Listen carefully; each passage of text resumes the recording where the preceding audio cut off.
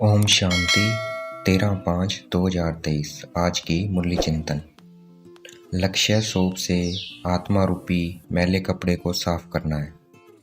लक्ष्य सोप क्या है? सूर्यवंशी घराने में आना, अर्थात देवी देवता घराने में आना। तो शिव बाबा को याद करेंगे तब वहाँ जाएंगे हम। तो हमें शिव बाबा को याद करना है। पवित्रता के मैनर्स धारण करने हैं, दूसरों को कराने हैं। ईश्वरीय जादूगरी है, नरकवासी से सर्वव्याप। ईश्वरीय जादूगरी है, नरकवासी को स्वर्गवासी बना देते हैं, पतित को पावन बना देते हैं। ये फर्स्ट क्लास जादूगरी है। फर्स्ट क्लास जादूगरी कैसी है? इसमें सिर्फ फॉलो करना होता है।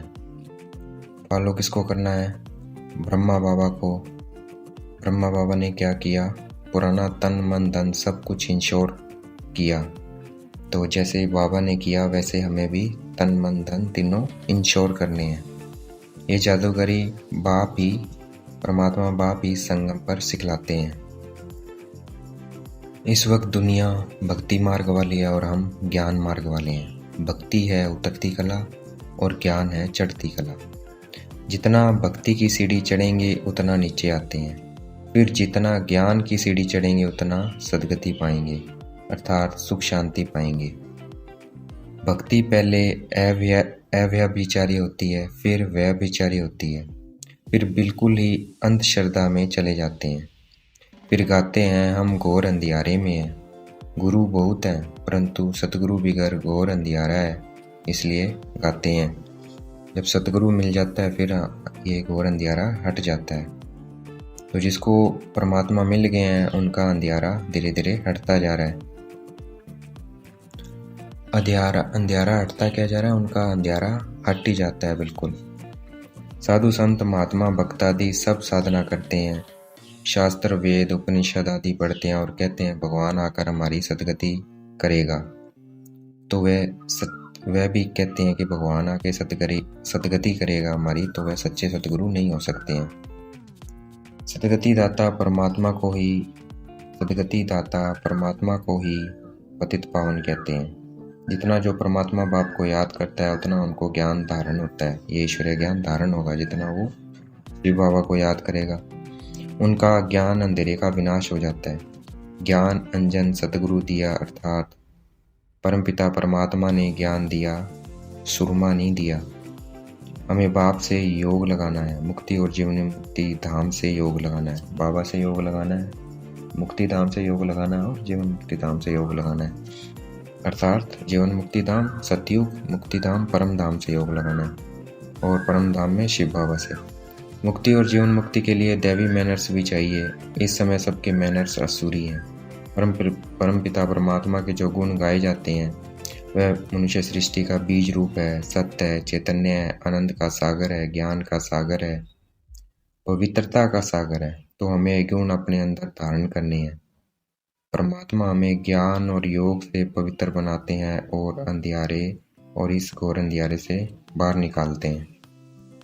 परमात्मा का शरीर नहीं है, इसलिए वह ब्रह्मा शरीर में आकर शिक्षा देते हैं कि देह सही देह के सब संबंधों को भूल परमात्मा को याद करना है, तो आत्मा साफ हो जाती है।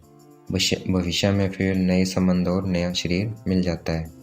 अब हमें स्वीट होम आत्माओं की दुनिया परम धाम में जाना है। उसके लिए हमें अपने को आत्मा निश्चय करना है और बाप को याद करना है, तो अंतमति सो गति हो जाती है।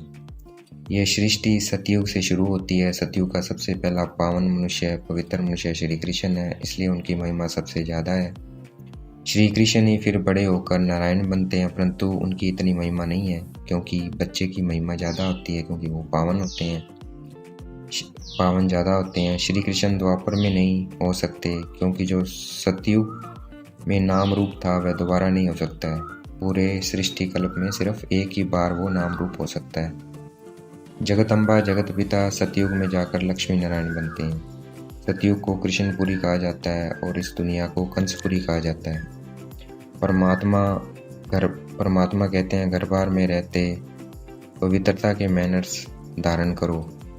सन्यासियों की तरह हमें घर बार नहीं छोड़ना है, तो हमें अपना सन्यासियों की तरह अपना घर बार नहीं छोड़ना है। घर में रहते पवित्रता के मेहनत धारण करने या परमात्मा को पुराना तन मन धन देकर नया तन मन धन लेने का व्यापार करना है। ये सबसे फर्स्ट क्लास व्यापार है, इंश्योरेंस है।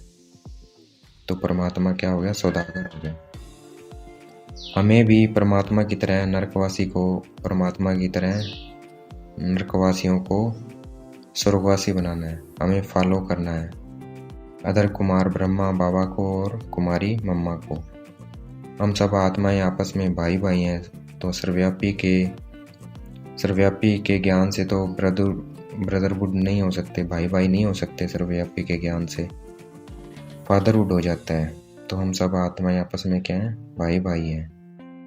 मुरली सुनकर चलते चलते योग में रहना है। दुख का कारण है पवित्रता है, तो अब हमें पवित्र बनना है। परमात्मा हमारा बाप भी है, टीचर भी है और सतगुरु भी है। आज का वरदान है हद की दीवारों को पार कर मंजिल के समीप पहुंचने वाले उपराम भव। हद की दीवारों को पार करना है हमें, मतलब संबंध संपर्क में आना है, कार्य व्यवहार में आना है। और का जैसे ही खत्म हुआ कार्य और वापस हम उपराम हो गए, भैया आत्मा स्थिति में आ गए और शिव बाबा को याद करना है, उपराम हो जाना है। आज का स्लोगन है अनुभवों की अथॉरिटी बनो तो माया के भिन्न भिन्न राय रूपों से धोखा नहीं खाएंगे। जितना हम अनुभवों की अथॉरिटी बनेंगे, जितना इस ज्ञान से हम अनुभव करेंगे, फिर उस ज्ञान जो अनुभव है, उस अनुभव की अथॉरिटी से हम माया के जो भिन्न भिन्न रूप हैं उनसे धोखा नहीं खाएंगे। अच्छा, ओम शांति। शुक्रिया मीठे बाबा, शुक्रिया।